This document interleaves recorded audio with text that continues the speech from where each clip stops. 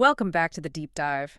Usually when we crack open an annual report from a legacy media company, we pretty much know what we're going to find. Oh, yeah. It's almost always the same story. A sad story about cutting costs, shrinking subscriber lists, and, trying to convince everyone that a PDF online is digital transformation. It's usually a management team just trying to manage a graceful decline, keep the lights on while the audience moves to TikTok, basically. Exactly. But today, we are looking at something wild. We have the 2025 annual report for a company that for decades was the undisputed king of glossy magazines in Turkey. You're talking about Dozan Burda. I am. The names everyone knows: L, Capital, Atlas, Yacht Turkey, the stuff that defined waiting rooms for, 30 years? Past tense is the key word there, Mhm. because as of late 2025, they are Big Media Technology A. And that's not just a fresh coat of paint, is it? We're looking at a year where a traditional publisher basically grafted a software company onto its own spine. A total identity transplant. It's not about page counts anymore. It's about artificial intelligence, traffic monitoring, and something called digital footprints. Right. So we're analyzing the period from January 1st to December 31st, 2025. And our mission today is to figure out if this whole pivot is actually working. Is this a genius survival strategy, or is it just, financial engineering to dress up a struggling balance sheet? That is the big question. Because on the surface, it sounds like the plot of a business thriller.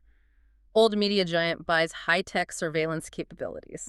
Yeah, it does. But before we get carried away, our standard disclaimer: we are analyzing the source material here, the independent audit by Danim Bazımsız Denetim, and the company's activity report. And this is for educational purposes. It is not investment advice. We are just here to read the fine print so you don't have to. Absolutely. So let's first get to know the company a little.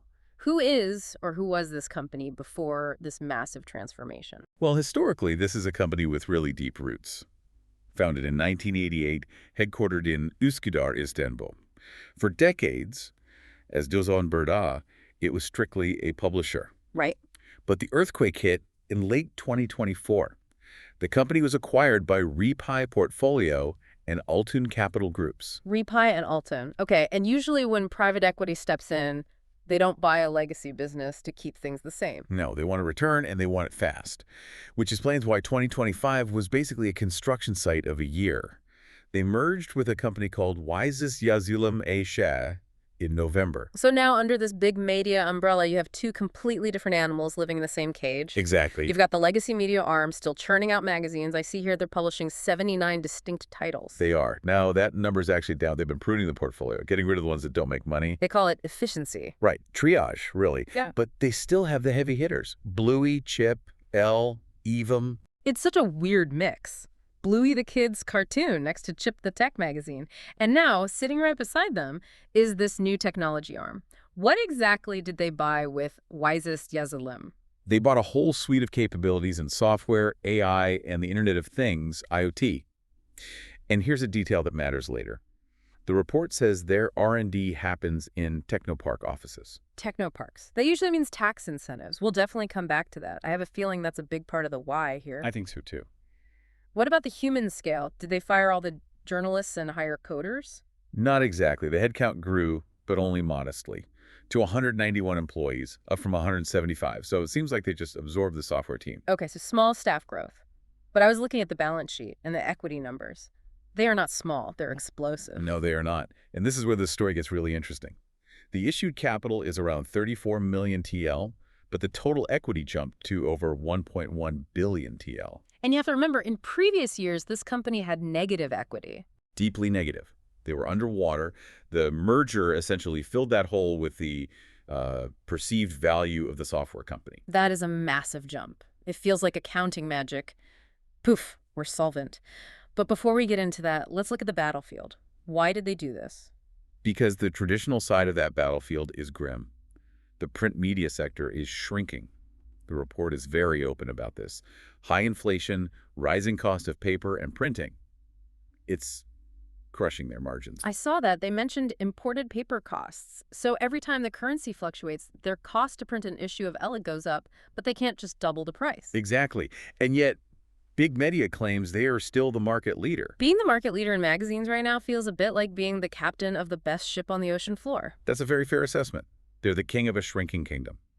Their sales volume for 2025 was 1.3 million copies, down from 1.4 million the year before. Slow bleed. But the ad revenue is even more telling. Magazine advertising revenue dropped 23% in real terms. Ouch. A 23% drop in your core revenue stream. That's not a bleed, that's a hemorrhage. Advertisers are fleeing print even faster than readers. They are. So if you do a quick SWOT analysis, their strength is the brand portfolio. Economist and Hello still carry weight, but the weaknesses are glaring. Declining sales, high costs, and, spoiler alert, a net loss of 64.5 million TL for the period. Wait, so despite the flashy merger and the billion-lira equity, they are still losing money? More money than the year before, actually. That explains the pivot then. The opportunity in that SWOT has to be the software. It has to be. The wisest merger brought in software revenues of almost 791 million TL, and that represents 29% real growth in that vertical. Okay, pause right there. The magazines are sliding, but the software is booming. It's like they're trying to jump from a sinking ship onto a speedboat. Now let's take a closer look at what management is telling us. Are they acknowledging how weird this mix is? Their narrative is very, very focused on what they call sustainable transformation. They're aggressively pushing this media and technology vision. They don't want to be seen as a publisher anymore. And they have the projects to back that up. I was reading the R&D section, and some of these products, I mean, they sound a bit sci-fi for a fashion magazine company. Let's talk about traffic monitoring. Right. This is one of their AI initiatives. It's a system for license plate detection and traffic density analysis. From Cosmopolitan to license plate readers, that is quite the range. It makes you wonder if they actually have the expertise for this. That is the risk.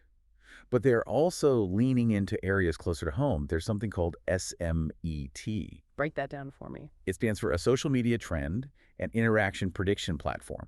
It uses AI to analyze social media data to predict, future risks for brands. So basically, a crystal ball for PR crises. In a way.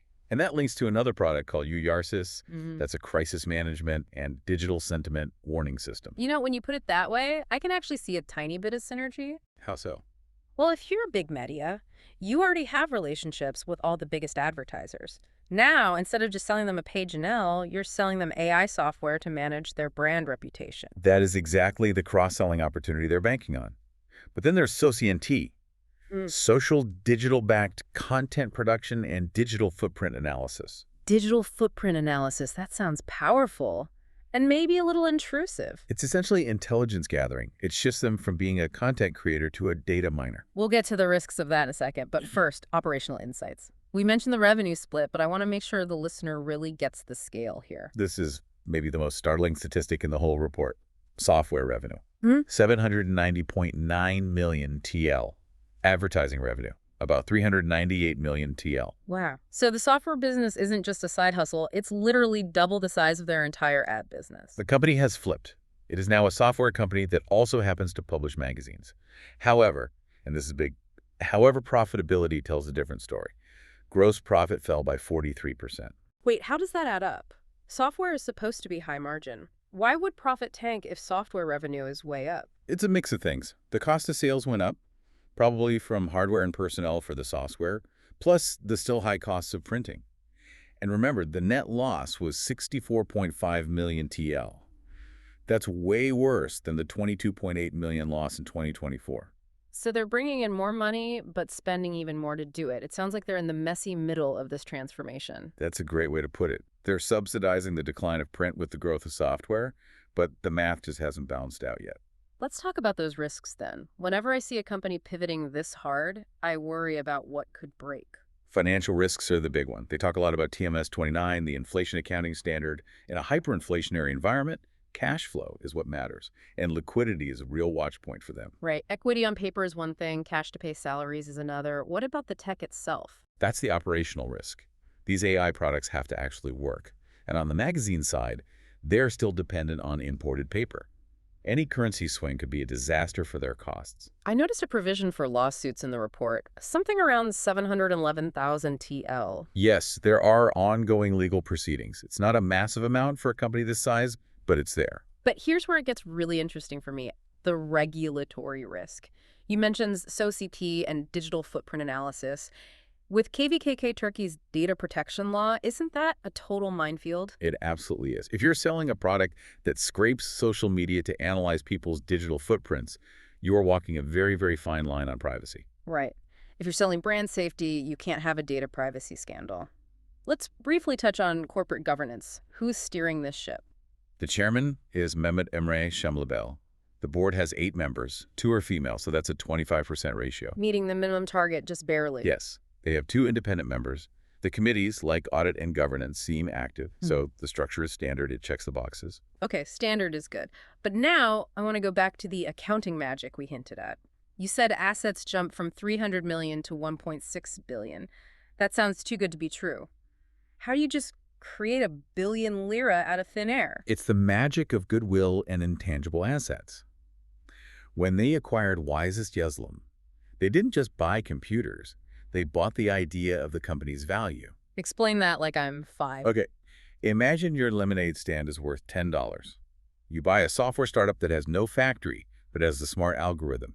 You decide that algorithm is worth $100. Okay. Suddenly, your combined company is worth $110. You didn't make that extra 100 in cash. You just added the estimated value of the algorithm to your balance sheet. So the 1.6 billion TL figure, a huge chunk of that is just what they say the software is worth. Exactly. The report shows a massive increase in intangible assets and goodwill. This is why their equity turned positive. It wasn't cash from selling magazines. It was a balance sheet restructuring. So the company looks rich on paper, but they're still burning cash. Correct. And that brings us back to the Technopark. Ah, the incentives. The report mentions it. The merger allows them to use R&D incentives and tax exemptions. That's a huge financial motivator for this deal. It makes the losses a little more bearable. It's a very clever, very complex piece of financial engineering. They fixed the equity hole, they got tax breaks, and they got a new story to tell investors. It is clever, but financial engineering only buys you time. Eventually, the software has to sell. You can't eat goodwill. So let's zoom out. Balanced overall evaluation. Where do we land?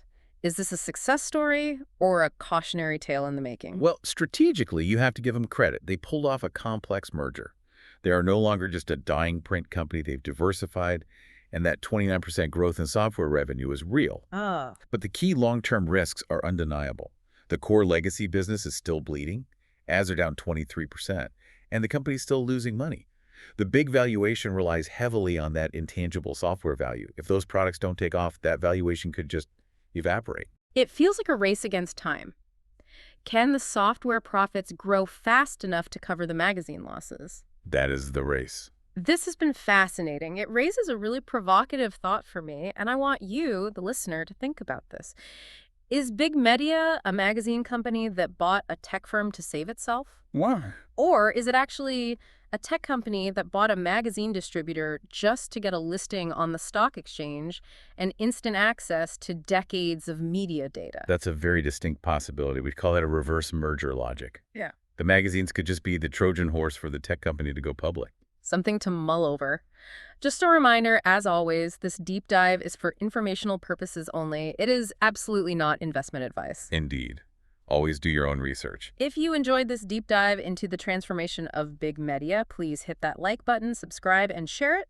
Check out our membership options if you want to support the show, or drop us a super thanks. We appreciate every bit of support. Thanks for listening. We'll see you in the next deep dive. Goodbye. Goodbye.